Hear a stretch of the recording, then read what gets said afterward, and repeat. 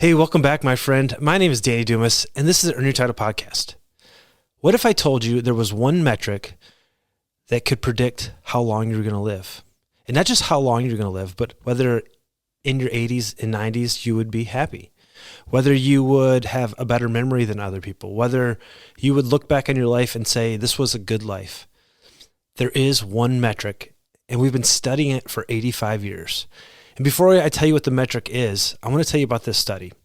I recently listened to a TED Talk from Dr. Robert Waldinger, and he's the director of a study that's been going on for 85 years. Obviously, he hasn't been the director the entire time. Multiple generations of researchers from Harvard have been studying 724 men. The study was called the Harvard Study of Adult Development.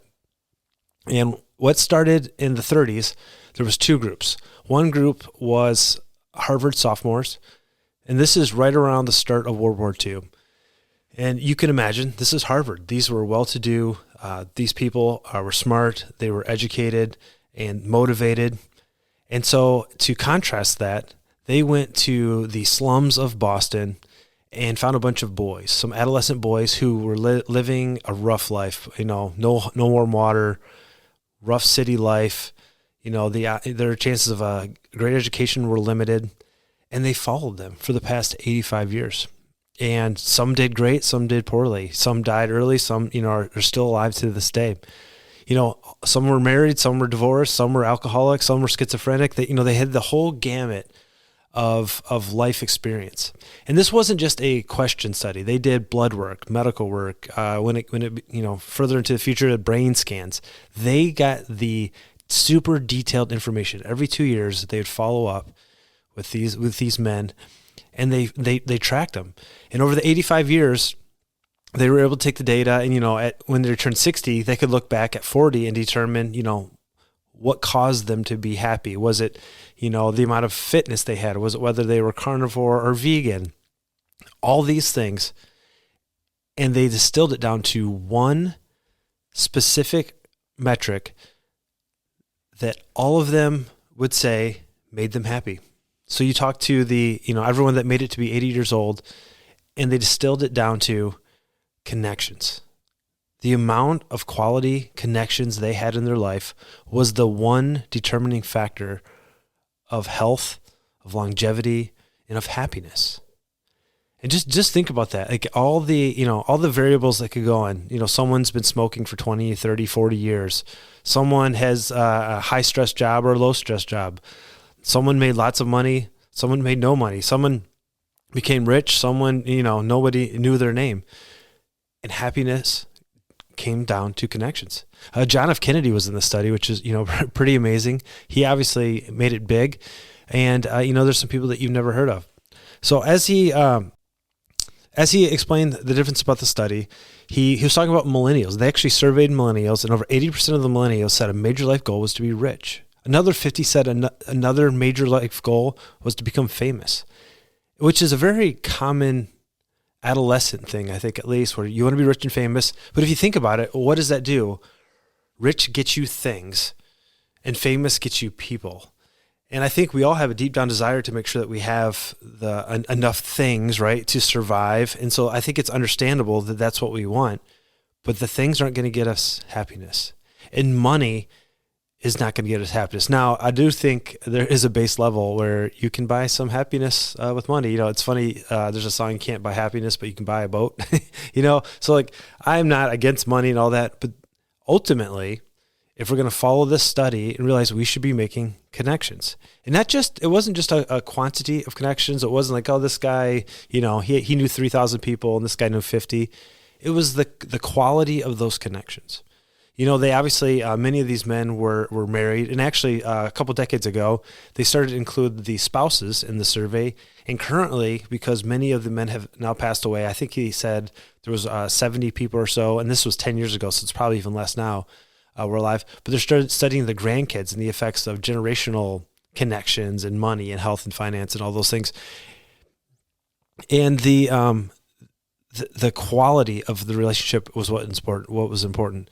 When they talked about being married, it wasn't just having a spouse. It was having a spouse that they use words like I could rely on, I could trust. And surprisingly, it wasn't I have a spouse where we never fight. They had, they had men who in their 80s described their life as very happy, and they would bicker and argue with their wife nonstop.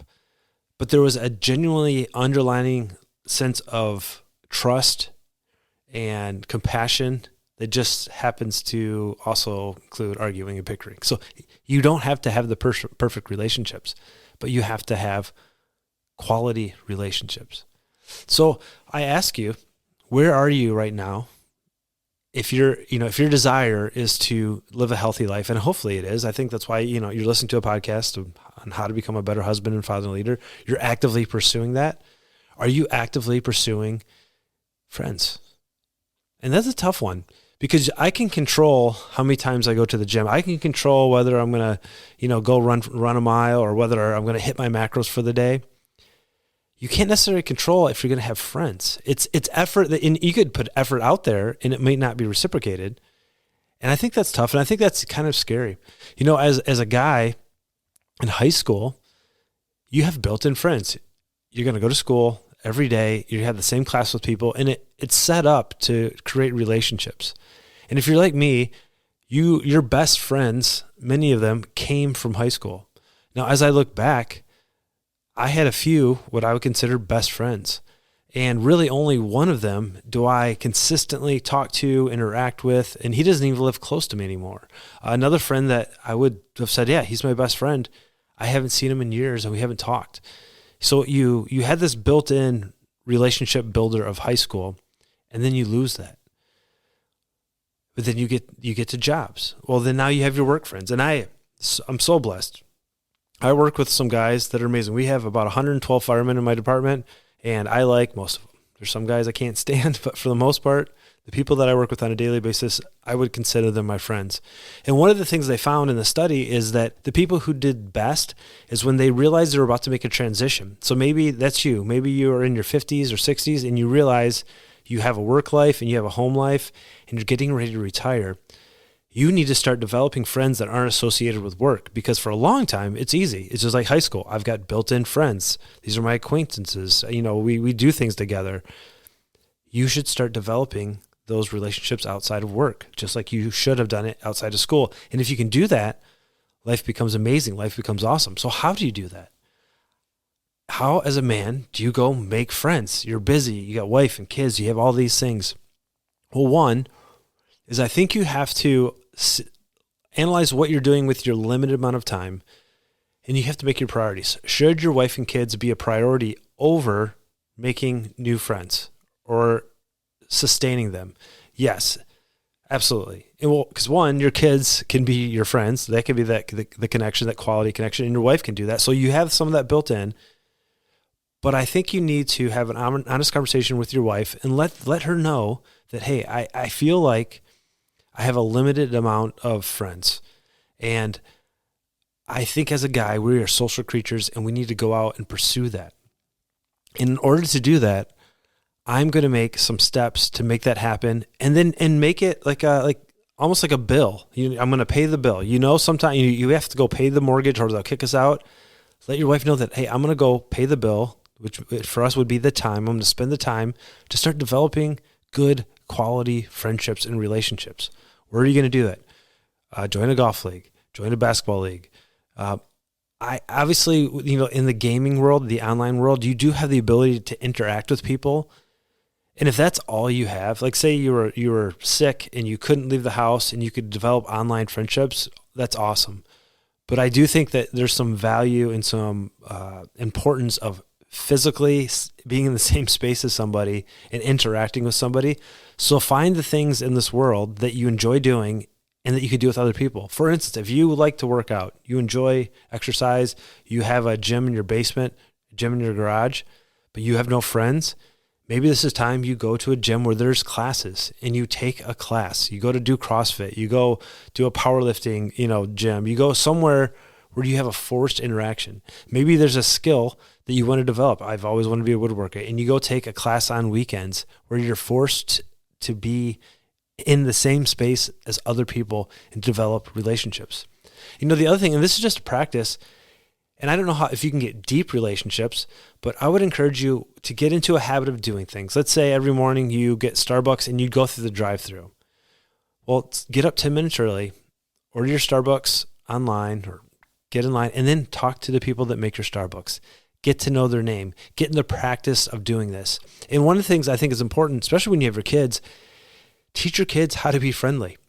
And maybe you don't know how to do this. There's a great book, How to Win Friends and Influence People, which sounds like a very cheesy title, and it is, but it's awesome. There are ways that human beings like to interact with other people, and it's a skill that you can learn. And it's an important skill, and I don't want to say it's valuable, like it will get you things, but your life will be easier if you know how to be friendly and interact with other human beings. So start developing those skills.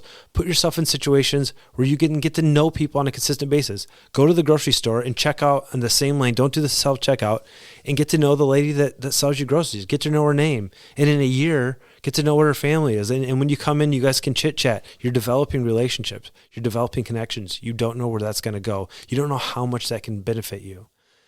Of all the 700 and the exact number was 724 people in this study. Connections was it.